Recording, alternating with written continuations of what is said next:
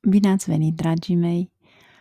Astăzi vom vorbi despre schimbări majore, instabilități și transformări, motivele multiple pe care le avem. Dar haideți să luăm din start numerologic. Dacă adunați toate numerele de la 2024, adică 2 plus 0 plus 2 plus 4, este 8.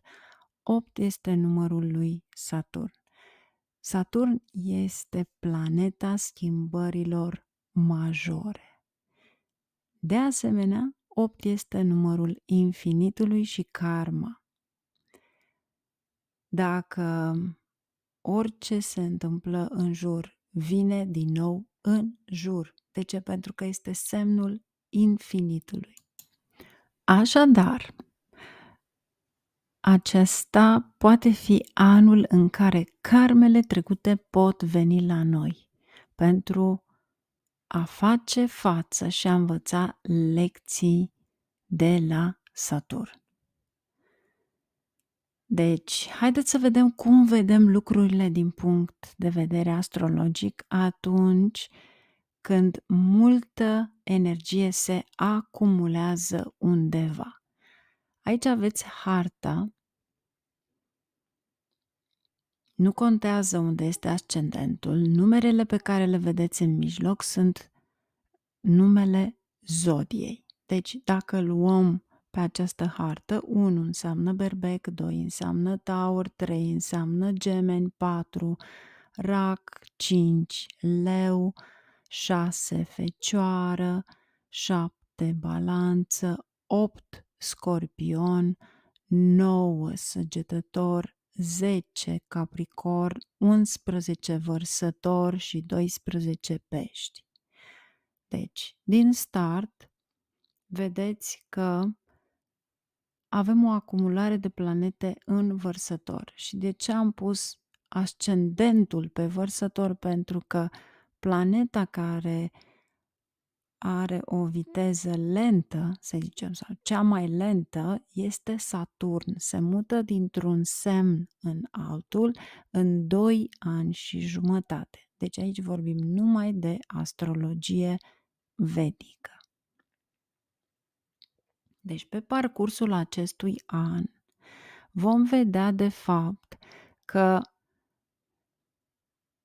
Saturn, cel care aduce acele schimbări majore, aspectează Scorpionul. Cum? Veți învăța de la mine în astrologia vedică, Saturn aspectează casa a 3-a, a 7-a și a 10-a. Casa a 3-a, inclusiv din casa din care provine, deci 1, 2, 3.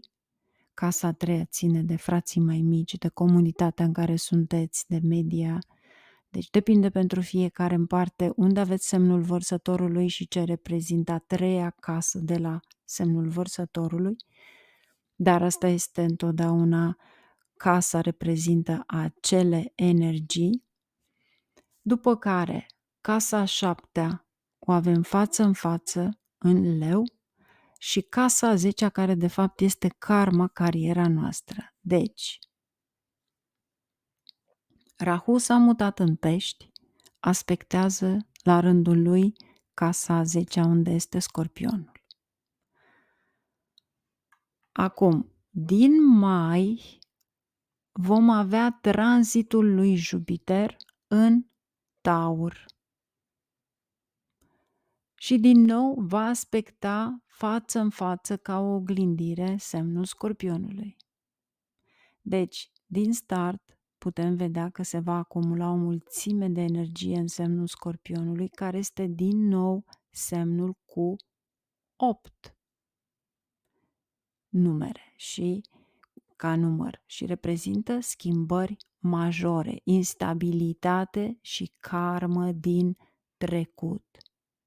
E bine, acest impact comun al lui Rahu, Saturn, asupra Scorpionului este deja activ, dar Rahu, Jupiter și Saturn toate vor avea un impact asupra Scorpionului din mai 2024 până în mai 2025. De ce? Pentru că Jupiter trece dintr-un semn zodiacal în altul într-un an de zile.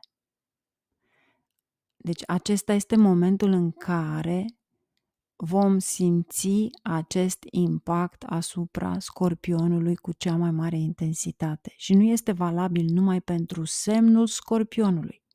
Este valabil pentru fiecare dintre noi, pentru toată lumea, unde aveți semnul Scorpionului. Deci, în această perioadă, mai recent, acum vor fi schimbările pe tranzit și acele tranzite, dacă doriți să fie benefice, puteți vizita blogul meu pentru a fi la curent cu ce trebuie să faceți ca remedii. Dar și perioada din 2024 august până în mai 2025 poate fi cea mai intensă, provocatoare și transformatoare de viață, deoarece Marte va deveni retrograd în Gemeni și Rac în același timp. Deci, vreau să înțelegeți că o multitudine de planete, Rahu, o numesc planetă chiar dacă este o planetă care nu se vede.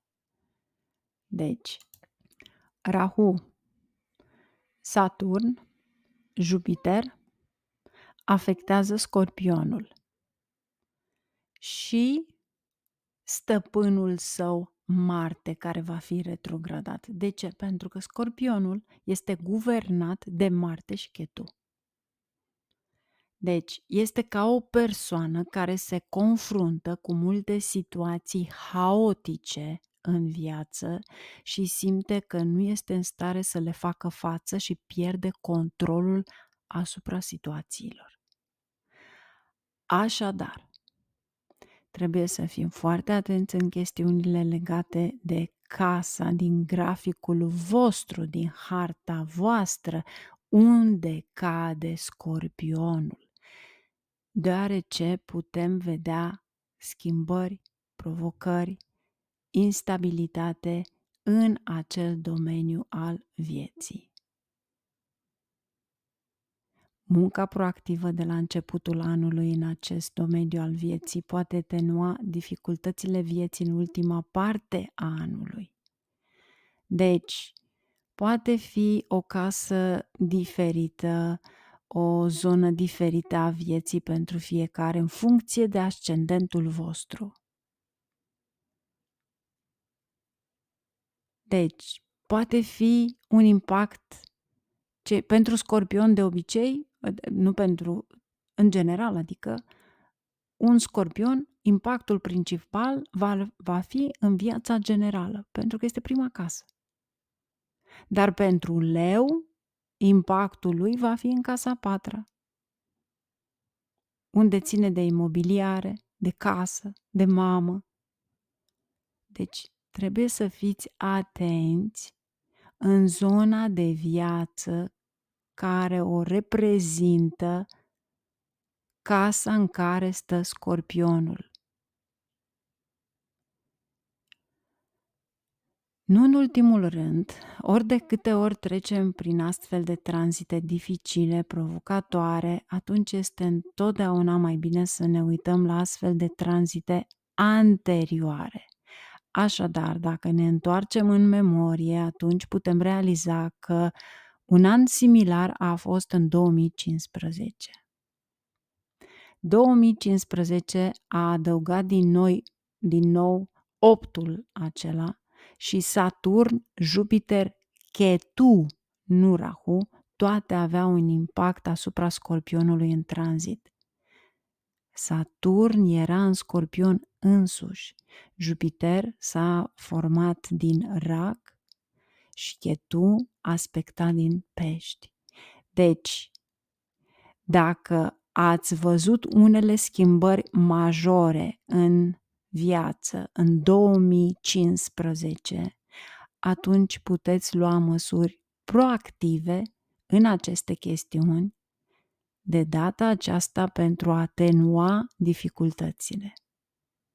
Bineînțeles că Dasha vă spune foarte multe lucruri și acest lucru îl vedeți pe videoclipurile de pe Astrovedic, acolo unde este karma, și mergeți să vedeți videoclipul cu Dasha. Deci pentru cei care vă știți ascendentul, știți Dasha, adică planeta care este acum prezentă în viața voastră și joacă un rol foarte important. Dar pentru toată lumea este valabil să vizioneze tot ce ține de planetele respective, pentru că aveți foarte multe remedii în casă pentru vastu, remedii pentru a schimba energiile și, nu în ultimul rând, încercați să vă găsiți ascendentul, fie pe alte site-uri, fie venind pe site pentru a vă comanda de la produse harta voastră, care de fapt este un set destul de mare. Deci, inutil să menționăm aici, înainte de închidere, că Scorpionul reprezintă multe lucruri diferite la diferite niveluri.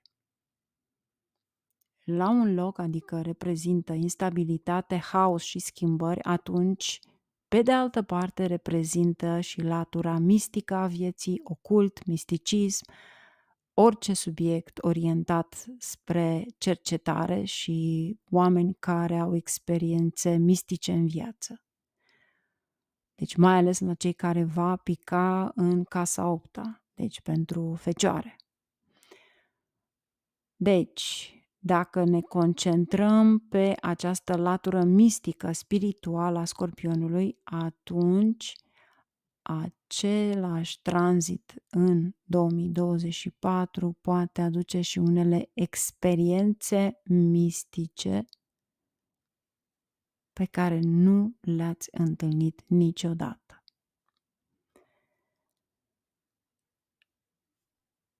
Deci, planetele, semnele zodiacale, casele, constelația Nakshatra reprezintă toate nivelurile de posibilități în fața noastră.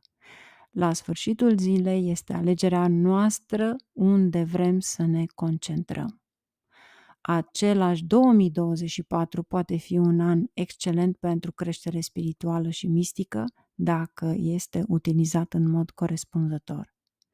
Sper că acest lucru să vă ajute. Vă mulțumesc pentru atenție și puteți vizita din când în când pagina mea la Puja, deci pagina cu Puja. Vă va ajuta enorm. Plus, puteți vizita blogul, veți avea linkul sub acest videoclip, pentru tranzitul care vine acum. Este cel mai bun tranzit benefic, pentru că Venus intră în Pești. Și aici ea excelează. Puteți să citiți de pe blog pentru fiecare ascendent, în general, care este influența. Vă doresc numai bine, ne reauzim înainte de august. Cei care doresc să facă remedii sunt bineveniți. Numai bine, la revedere!